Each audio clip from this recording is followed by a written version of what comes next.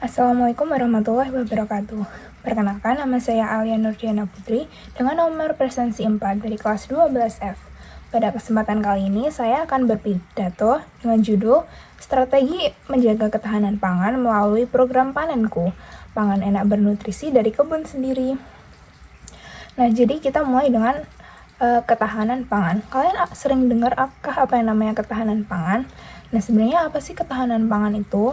Ketahanan pangan sering dikaitkan dengan skala nasional. Jadi ketahanan pangan itu keadaan di mana suatu negara dia memiliki semua warga penduduknya memiliki akses akan pangan yang bergizi, sehat dan aman.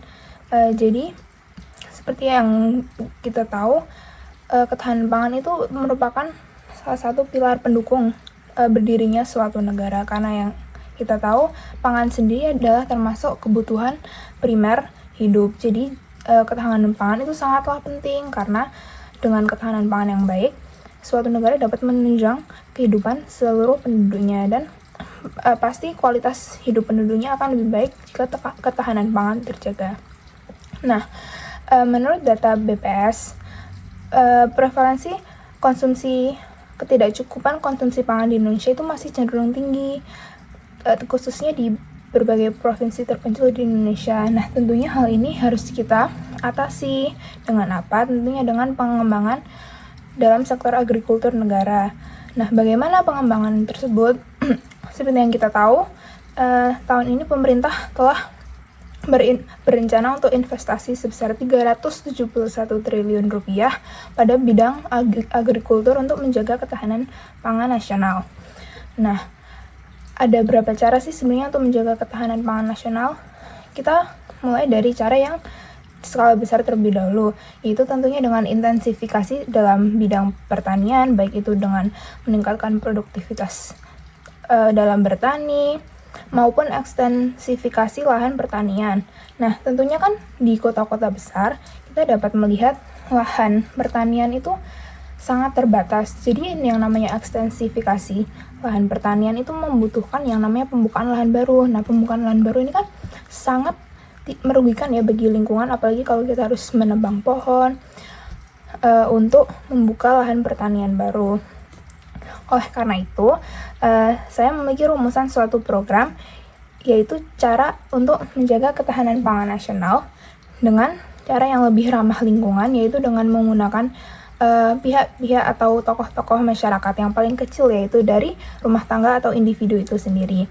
Nama program ini adalah Panenku, Pangan Enak Bernutrisi dari Kebun Sendiri. Nah, program ini tentunya mendukung rencana pemerintah untuk mengembangkan sektor agrikultur negara itu sendiri.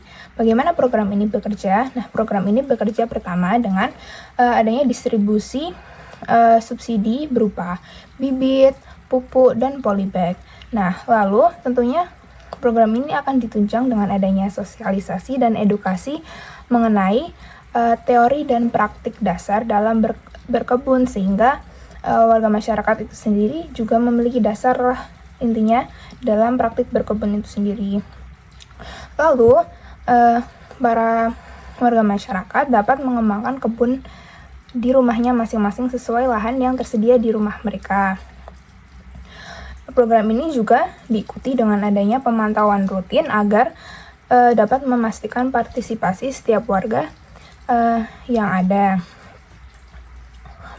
Pemantauan ini bisa berupa dari pengecekan rumah ke rumah maupun adanya pertemuan bulanan mengenai progres masing-masing kebun yang ada.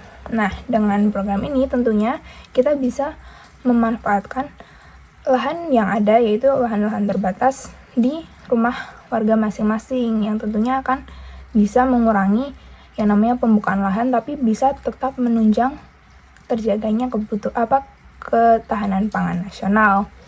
Apalagi seperti di kota-kota besar yang tinggal di gedung-gedung, tentunya akan lebih sulit jika mengandalkan lahan terbuka yang luas. Nah, maka dari itu mereka sendiri juga yang tinggal di gedung-gedung bisa mengembangkan kebun mereka sendiri melalui subsidi yang sudah diberikan oleh pemerintah.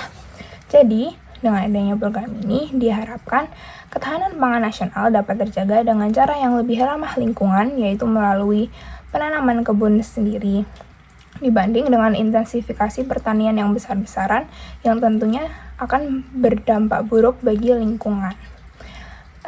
Itulah pidato yang saya sampaikan pada hari ini. Terima kasih. Wassalamualaikum warahmatullahi wabarakatuh.